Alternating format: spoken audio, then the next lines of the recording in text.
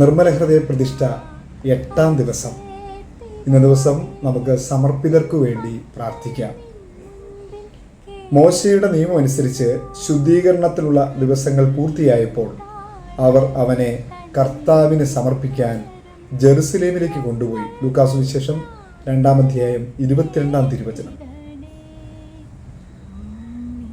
അവർ അവനെ കർത്താവിന് സമർപ്പിക്കാൻ ജെറുസലേമിലേക്ക് കൊണ്ടുപോയി. കർത്താവിനും അവിടുത്തെ ശുശ്രൂഷയ്ക്കും വേണ്ടി മാത്രം മാറ്റി നിർത്തപ്പെട്ടവരാണ് നമ്മുടെ സമർപ്പിതർ.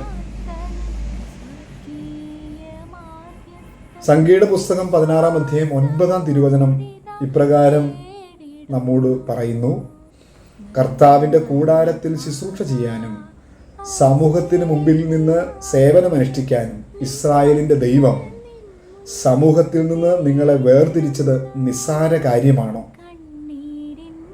കർത്താവിനും ദൈവജനത്തിനും വേണ്ടി സമർപ്പിക്കപ്പെട്ട നമ്മുടെ കുടുംബങ്ങളിൽ നിന്ന് ദൈവം വിളിച്ച നമ്മുടെ പ്രിയപ്പെട്ട നമ്മുടെ മക്കൾക്ക് വേണ്ടി, സഹോദരങ്ങൾക്ക് വേണ്ടി, ഒപ്പം എല്ലാ സമർപ്പിതർക്കു വേണ്ടിയും പ്രാർത്ഥിക്കാം.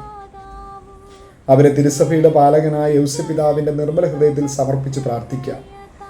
പ്രലോഭനങ്ങളും പ്രതിസന്ധികളും രോഗങ്ങളും ഒറ്റപ്പെടലിനാലും സങ്കടപ്പെട്ടിരിക്കുന്ന നമ്മുടെ സമർപ്പിതരെ ഓർത്തു പ്രാർത്ഥിക്കാം. തങ്ങളുടെ സമർപ്പിത ജീവിതത്തിൽ പ്രതിസന്ധി നേരിടുന്നവരെ പ്രത്യേകം ഓർത്തു പ്രാർത്ഥിക്കാം. നമ്മുടെ പ്രിയപ്പെട്ട എല്ലാ സമർപ്പിതരെയും, ഉണ്ണിമിശിഹായെയും അമ്മ മാതാവിനെയും കാത്തു സൂക്ഷിച്ച യൗസപിതാവിൻ്റെ സംരക്ഷണയ്ക്ക് ഫലമേൽപ്പിച്ച് പ്രാർത്ഥിക്കാം. ഉണ്ണിയെ കാത്തു സൂക്ഷിച്ചവൻ തീർച്ചയായും നമ്മുടെ സമർപ്പിതരെയും കാത്തുകൊള്ളും.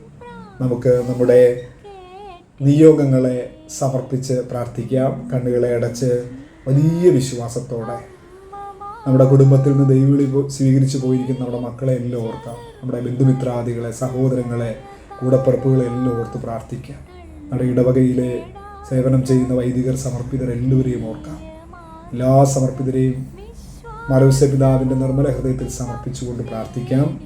ഉണ്ണിമിശിഹ പറ്റിച്ചേർന്ന് കിടന്ന അങ്ങയുടെ നിർമ്മല ഹൃദയത്തിലേക്ക് വിശ്വാസത്തോടെ ഞങ്ങളെയും ഞങ്ങളുടെ കുടുംബാംഗങ്ങളെയും നിയോഗങ്ങളെയും സമർപ്പിച്ച് പ്രാർത്ഥിക്കുന്നു.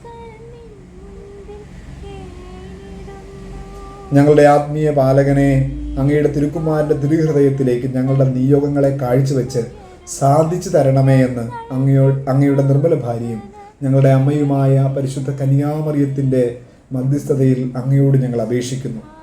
ഈശോയുടെ തിരുഹൃദയത്തിനും മറിയത്തിൻ്റെ വിമല ഹൃദയത്തിനും യൗസപിതാവിൻ്റെ നിർമ്മല ഹൃദയത്തിനും നിത്യം സ്തുതി ഉണ്ടായിരിക്കട്ടെ. ആമേൻ.